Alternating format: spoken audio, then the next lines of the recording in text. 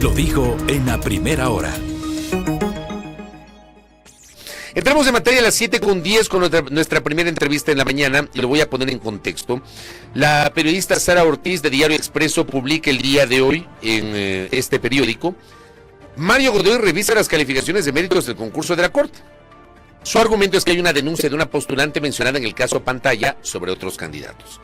Dice la nota de Sara: el concurso para renovar la Corte Nacional duerme el sueño de los justos. Ayer, 28 de octubre, el Pleno del Consejo de la Judicatura tenía la oportunidad de dar luz verde y avanzar el proceso, pero su presidente, Mario Godoy, decidió congelarlo una vez más. El motivo fue una denuncia presentada por la postulante Maite Lucía Benítez Chiriboga, una antigua abogada de Odebrecht y cuyo nombre aparece en el caso Pantalla, pues según la fiscal del caso Ruda Moroso, ella se inscribió en el concurso de 2023 de Wilman Terán, pese a que su postulación finalizó o se dio fuera del horario establecido.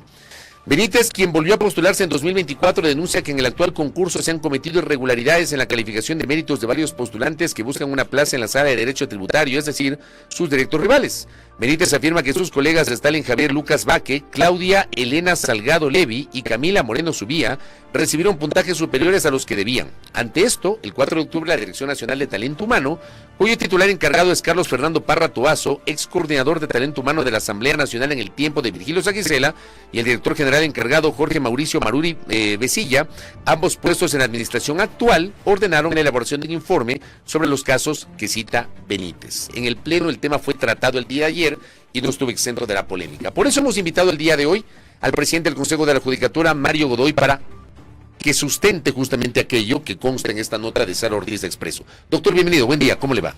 Mauricio, buenos días. Belkis, buenos días. A la ciudadanía que nos escucha y que nos ve por las redes sociales, muchas gracias por hacerme madrugar. Gracias a usted por aceptar esta invitación. A ver, doctor, aquí he hecho un pequeño resumen de la primera parte de la nota. Yo le pregunto a usted, y voy a salirme un poco del tema para que luego usted particularice y genere la explicación. ¿Se pretendería echar abajo todo el proceso si es que finalmente se dan paso al trámite o comprobación de estas denuncias, doctor? Vamos a hacer algunas precisiones. Primero, yo retomo las palabras que creo la primera entrevista que tuve con ustedes aquí, les manifestó usted. Qué difícil es hacer un concurso en el Ecuador.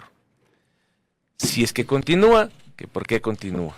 Si es que se frena, ¿por qué se frena? Es decir, cuando se toma una decisión, nunca va a estar exento de la polémica. Y eso, lastimosamente, es cuando no se realiza un análisis de manera prolija. Hay que contar las cosas como son y como se han dado en los hechos. Nosotros, el día de ayer, era mi obligación poner en conocimiento una documentación que dentro del trámite administrativo normal no siguió el correcto camino de despacho.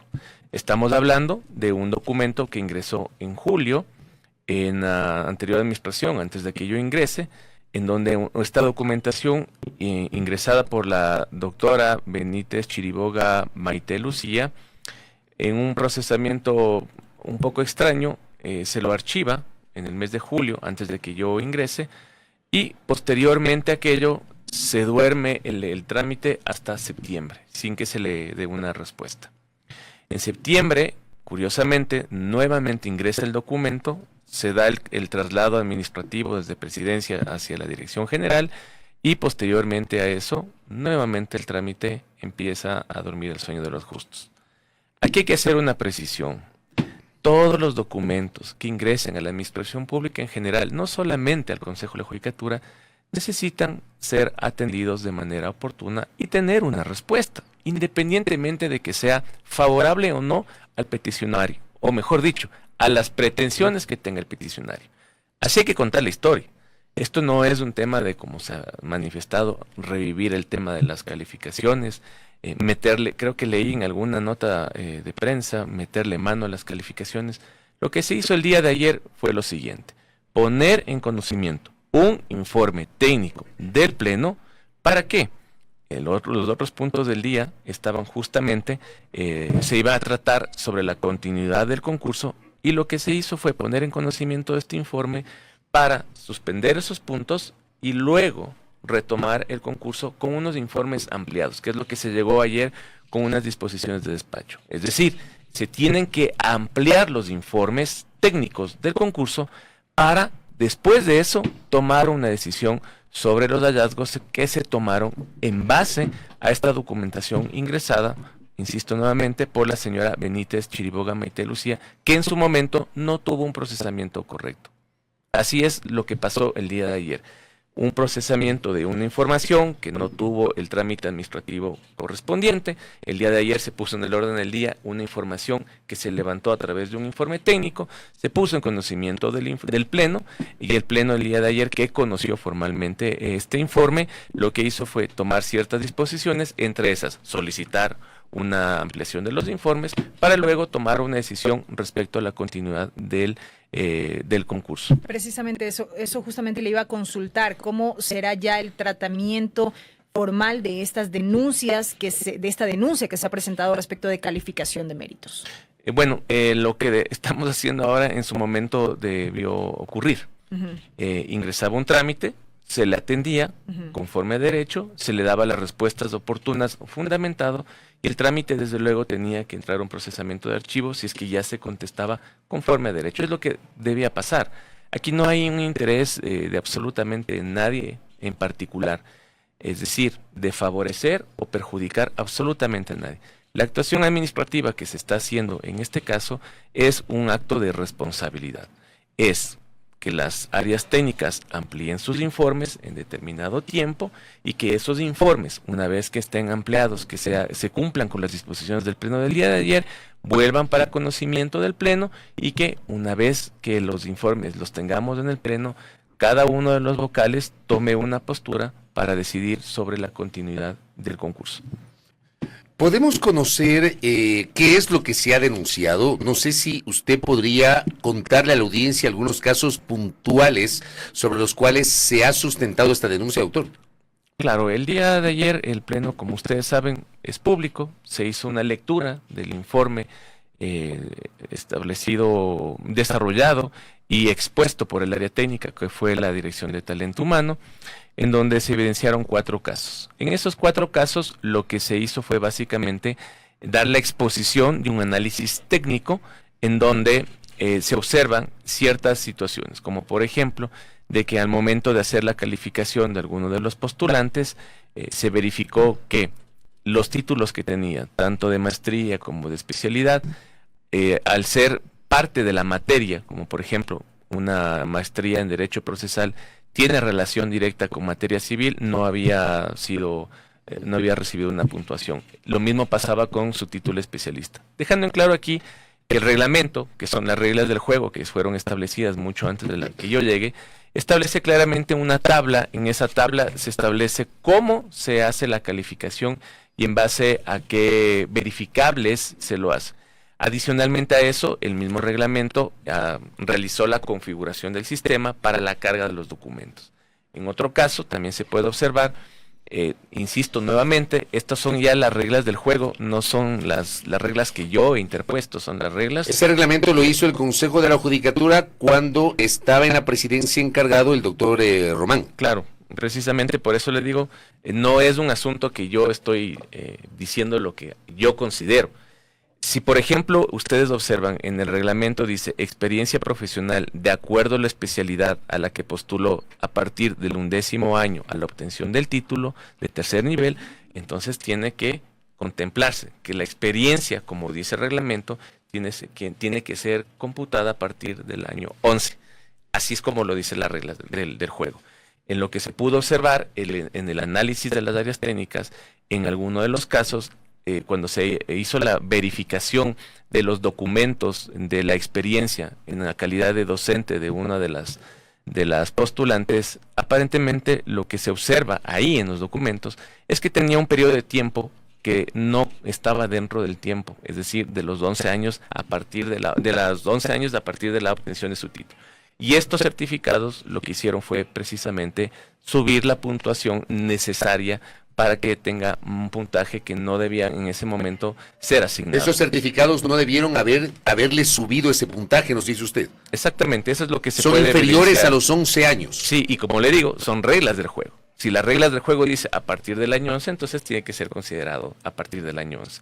Eso es por mencionar 2 casos puntuales de lo que se pudo exponer ayer dentro de la sesión del Pleno. Pero ¿quién hizo la calificación de méritos? ¿Lo hicieron los vocales de la Judicatura, funcionarios de la Judicatura, o lo hicieron especialistas de fuera de la Judicatura? Sí, no nos olvidemos que la fase de méritos tuvo una calificación y una recalificación. En esa recalificación estuvieron algunos expertos en donde pudieron obviamente tomar los que fueron sujetos a una recalificación, entraron a este comité y lo que se hizo fue verificar si es que esta solicitud de recalificación era válida o no para mantener la puntuación o posteriormente subir la puntuación, como fue en alguno de los casos. Esa es la dinámica de los concursos. Yo entro a una fase, postulo, me califican mis méritos y tengo el derecho a recurrir administrativamente, que se convierte en una solicitud de recalificación para que consideren que ciertos documentos no me han validado para puntuar. Ahora bien, doctor, este hecho ocurrido en el Pleno el día de ayer generó posiciones divididas al interior de la Judicatura. Unos en el sentido de que avance el concurso, que avance el proceso, y otros en el sentido de que se resuelva primeramente esta denuncia. Entre los que optan o apostan para que avance el concurso está la consejera Solanda Goyes, quien había manifestado que la fase de méritos ya estaba precluida, que se debe cuidar, dijo ella, no ser inducidos a un error. Ella había preguntado, según recoge la nota de Expreso, sobre qué norma están haciendo esta revisión de calificación. Decía ella, me parece gravísimo, tan grave que... Digo, ¿no nos están induciendo a algo la señora Benítez, que está nombrada en el caso Pantalla? ¿Cómo reacciona usted frente a esta postura? Algunas puntualizaciones al respecto. La primera, yo respeto mucho, primeramente la institucionalidad. La institucionalidad del Consejo de la Judicatura, yo he tratado de mantenerla de la mejor manera, o por lo menos de una manera armónica. Ustedes pudieron escuchar, yo he dado paso a todas las intervenciones de las señoras vocales y del señor vocal, porque de eso se trata. Estamos en un ambiente de democracia, en un espacio democrático, y las voces que se escuchan ahí son prácticamente las que a mí me corresponde ponerlas a consideración de toda la ciudadanía, porque precisamente son los puntos de vista que tiene cada vocalía. 1. 2. Sobre lo manifestado por la doctora Goyes, yo sí quiero hacer una precisión aquí. Lo que se decidió el día de ayer no ha sido de ninguna manera ya la toma de una decisión formal por parte del Pleno. Insisto nuevamente, lo que se va a hacer es que las áreas amplíen sus informes, establezcan posibles hallazgos, y si es que esos hallazgos determinan que existe la posibilidad de continuar con el concurso, continuaremos. Si es que los hallazgos son suficientes para tomar otra decisión diferente a continuar, se la tomará. Que tiene que tomar el Pleno, sí, no usted, no es decisión suya. La tiene que tomar el Pleno. Lo que yo hice el día de ayer fue un acto de democracia y transparencia, que eso es lo que le estoy haciendo, nada más. Y otra cosa, otra precisión, sobre el tema de bajo qué norma y todo, la argumentación que se dio por parte de la doctora Goyes. Uh-huh. Es importante tomar en cuenta lo siguiente: absolutamente todas las actuaciones que tiene el Pleno devienen del Código Orgánico de la Función Judicial. Y en el caso particular sobre los concursos, todo concurso tiene un reglamento que es la guía específica para ver cómo actúa. En este caso, el reglamento establece las actuaciones de ¿quién? Del director de talento humano, del Pleno del Consejo, de la Escuela de Función Judicial, es decir, establece cuáles son funciones y atribuciones de cada uno. Entre esas se encuentran las del director general, que puede poner en conocimiento del Pleno ciertas circunstancias que ocurran dentro del concurso, inclusive de las fases precluidas, y el Pleno también resolver sobre estas circunstancias. Esta facultad que tiene el Pleno para resolver sobre una potencial nulidad, como se la declaró la anterior, insanable, que fue la parcial, es la misma situación que puede tomar el Pleno en adelante. Pero a eso quiero llegar. ¿Existe la facultad legal y reglamentaria para que el Pleno conozca? Sí, pero volvemos al punto de inicio de esta discusión jurídica que se plantea en esta pregunta. ¿Estamos tomando, o el día de ayer se tomó una posición por parte del Pleno? De ninguna manera, nada, absolutamente. Ayer no salió ningún acto de resolución. Pero el concurso sigue paralizado, por utilizar un término. Uh-huh. ¿Cuánto más podría permanecer así? Nosotros esperamos que hasta la segunda semana, primero porque estamos en el tema del feriado, la primera semana laborable de noviembre tengamos ya los informes y tomemos de ahí en adelante ya un camino para pasar todas las siguientes fases. Yo aquí sí les quiero ser muy claro y aprovecho el espacio para hacer una precisión. En el momento en que ustedes pudieron observar que yo ingreso al Pleno, ocurre esta situación con Métricas Web y yo primero fui a la Contraloría General del Estado. Y de igual manera, la precisión que quiero hacer aquí, porque me parece que la doctora Yolanda Yupanqui en alguna revista le escuché decir que yo fui el que había contratado a la empresa para la fase de las pruebas de confianza, pues ahí es necesario que la ciudadanía conozca. Yo tengo una línea totalmente clara de que la cooperación internacional en todas las actividades sensibles que lleva el Consejo de la Judicatura nos apoye. Y en este caso, lo que se hizo fue precisamente buscar cooperación internacional. No una empresa privada. No es una empresa privada en la que yo tengo la administración, cojo y contrato a dedo, no, porque hay que estar claro de una cosa. Todos los que estamos en el sector público sabemos que cuando se va a realizar un proceso de contratación pública, tiene que pasar por las reglas de la Ley de Contratación Pública y Reglamento y de esa manera establecer un proceso contractual. Cuando yo realicé la fase, se retomó la fase de las pruebas de confianza, lo que yo busqué, y eso puse en conocimiento, permanentemente estuvo en conocimiento de todos los vocales, fue la ayuda de la asistencia o cooperación internacional en esta fase, no contratando a dedo, no, buscando la cooperación, a través de la cooperación internacional, desarrollar esta fase. Quiero regresar al tema de la calificación de méritos de recalificación, que usted decía que efectivamente participaron expertos, especialistas. Yo le pregunto a usted puntualmente, si esto se confirma como usted lo ha presentado y lo expuso ante el Pleno de la Judicatura, ¿querría decir que los expertos que llevaron adelante la fase de méritos se equivocaron? Nosotros tenemos que esperar a los exámenes, a los informes que nos den, a los informes ampliatorios, para ver en qué parte los expertos pudieron tener alguna equivocación o interpretación incorrecta de los informes. O sea, podría haber hecho, perdón que le interrumpa, podría entonces haber ocurrido esto que acaba de decir, una interpretación incorrecta de los expertos externos de la Judicatura que participaron en esta fase. Sí, posiblemente eso es lo que ocurrió, o posiblemente en la misma fase de la calificación se equivocaron. Se equivocaron. Eso es lo que puede arrojar los resultados. Yo insisto nuevamente, yo siempre cuando salgo a hablar a los medios trato de ser bastante mesurado y cauto, esperando que los informes técnicos nos digan qué hacer.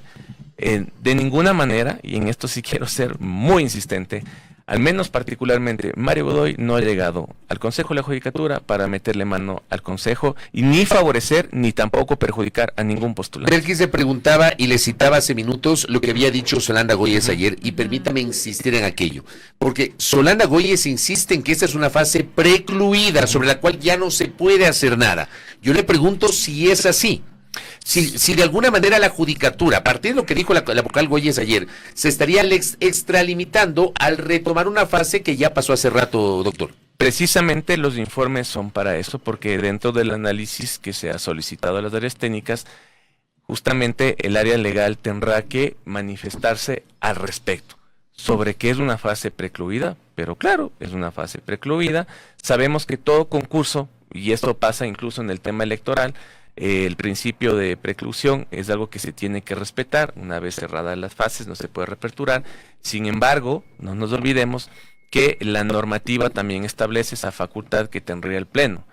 No nos olvidemos que en el caso de la prueba de confianza, cuando pasó toda esta situación de Métricas Web, nosotros como Pleno también tomamos una decisión sobre una fase que estaba precluida. Entonces sí se puede. Las decisiones, la normativa lo faculta, sin embargo, es necesario que estemos súper claros en algo. Dentro de los informes que tiene que venir un informe legal. Si el informe legal indica lo que me están preguntando en este momento, la viabilidad de eso, entonces existirá la vía legal para hacerlo y la votación se tomará en la sesión del Pleno.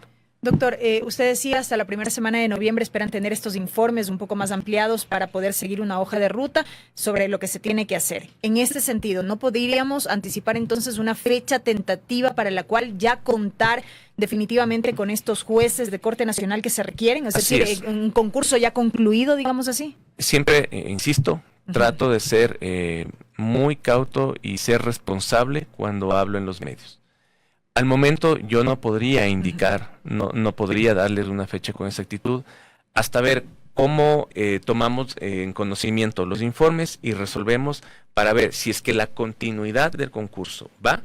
En ese momento se tiene que establecer un calendario con las fechas en las cuales se deben cursar las siguientes fases que faltan o restarían para terminar el concurso hasta la última fase, que es la designación. O si eventualmente se puede retrotraer hasta algún punto. Exactamente. También puede ser una Que posibilidad. esa es una posibilidad, insisto, esperando que los informes técnicos tomen esa postura o, insisto, la de continuar o la de retrotraer el tema del concurso. Ahora bien, dentro de los cuestionamientos que ayer mismo se generaron en el Pleno, en esta discusión que tuvieron los vocales, entre los vocales y usted como presidente de la Judicatura, aparece el nombre de la señora Benítez, que es la denunciante y la que es la génesis de este tema. Ella ha sido nombrada en el caso Pantalla.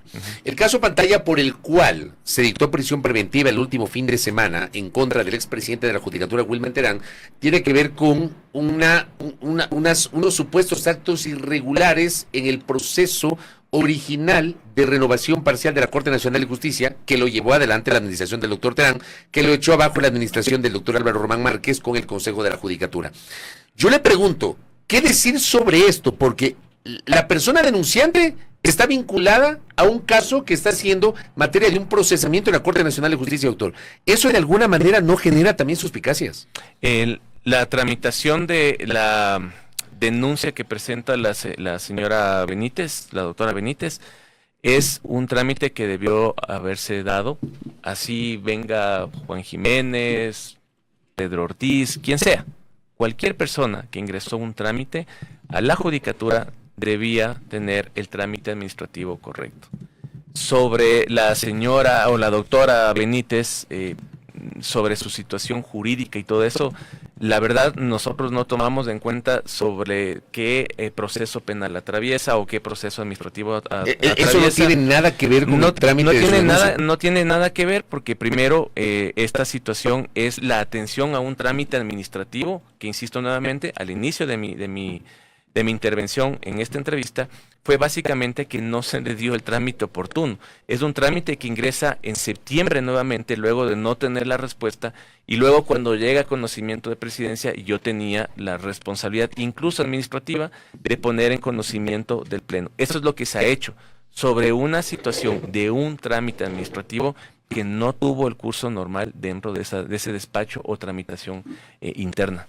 Esa es la situación. Pero resulta que, con base en eso, que también se ha prestado para la discusión, es probable, digamos, que luego de los informes, usted nos ha señalado cuáles son los pasos que se ha dispuesto que se sigan, vendrán los informes, vendrá la recomendación jurídica, el Pleno resuelva, hay una posibilidad de que el concurso se nulite.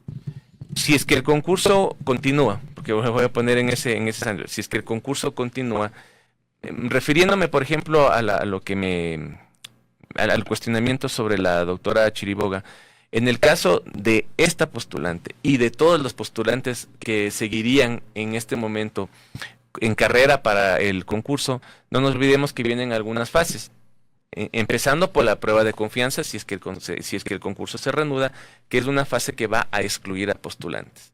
En esta fase podría salir posiblemente la doctora Benítez, o no podría salir, el postulante X podría salir. Insisto, es una fase que va a excluir. Luego vendrá la de oposición, en donde también se pueden excluir a otros postulantes. Es decir, el concurso, si es que se retoma, aún tienen fases, y no nos olvidemos que incluso está la fase final, que es previo a la toma de la decisión, que es la de la impugnación ciudadana. Entonces, son fases que aún faltarían por cursar, si es que el concurso se retoma, en donde ninguno de los postulantes del momento está dicha la última palabra hasta la presente fecha, porque tienen que pasar estas fases.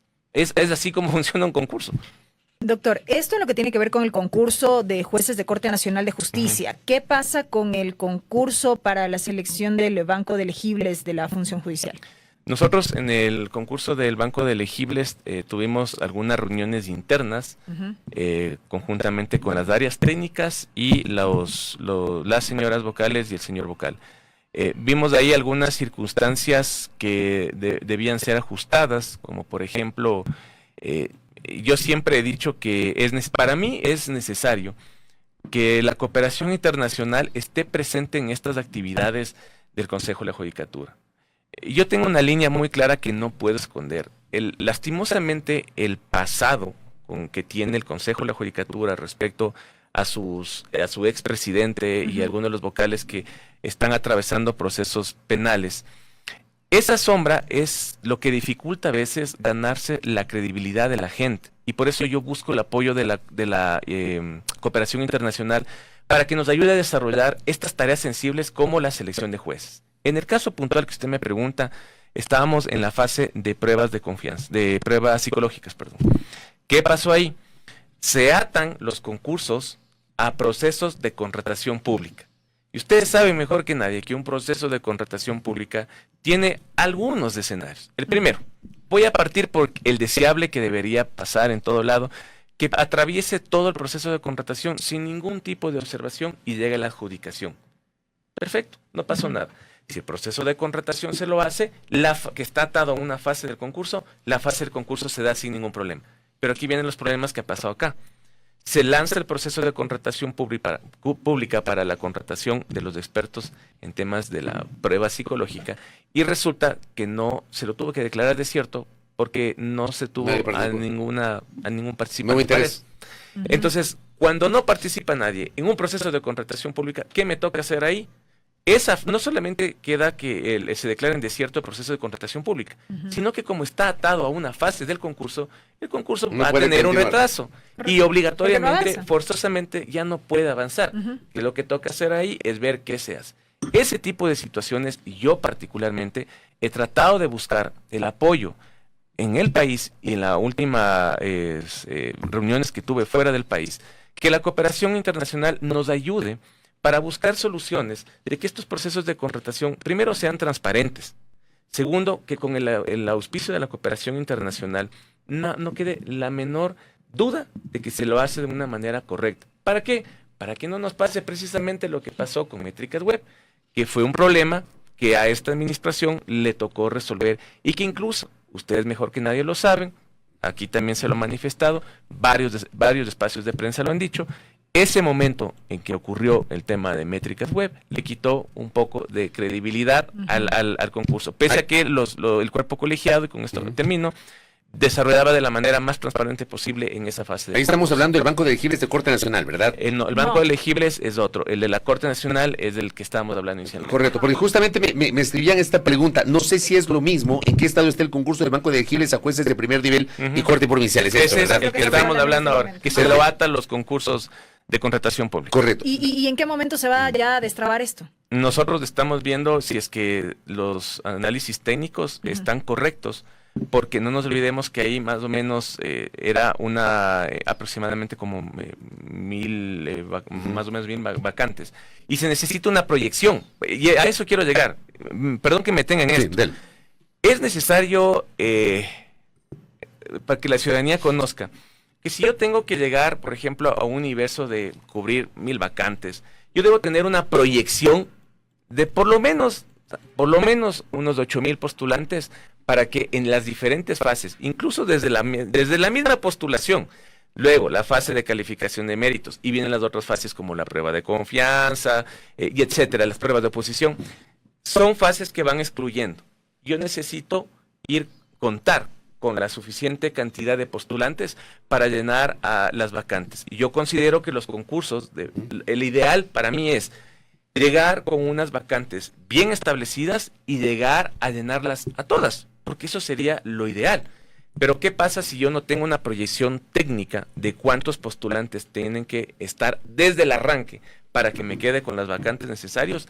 Es algo que también tiene que analizarse, porque caso contrario, puedo realizar un proceso de selección o concurso de jueces Y al no tener el número de aspirantes necesarios, puede ser que al momento de las fases decisivas ya no cuenten ni siquiera para llenar todas las vacantes, que ese es otro problema que también tiene que analizarse dentro de los procesos de concurso. Doctor, voy a retomar ya en la recta final de esta entrevista un par de preguntas adicionales, el tema de este proceso de renovación de la Corte Nacional de Justicia. Y puntualmente le pregunto, usted en lo personal, porque usted al final del día es un voto en la judicatura, es una decisión de cuerpo colegiado, pero su voto además es dirimente si hay un empate. Ya, pues son 4 ahora mismo miembros de la judicatura que están en funciones, falta, entiendo, el delegado de la Defensoría Pública que no ha sido designado. ¿Usted está en la línea de que el concurso se anule y se convoque un nuevo proceso, empezar a foja cero o no? Yo soy muy cauto al respecto, espero que los informes técnicos nos digan lo que tengan que decirnos y en el momento en que los informes técnicos nos arrojen los resultados sobre la situación técnica y jurídica del concurso, se tomará la decisión.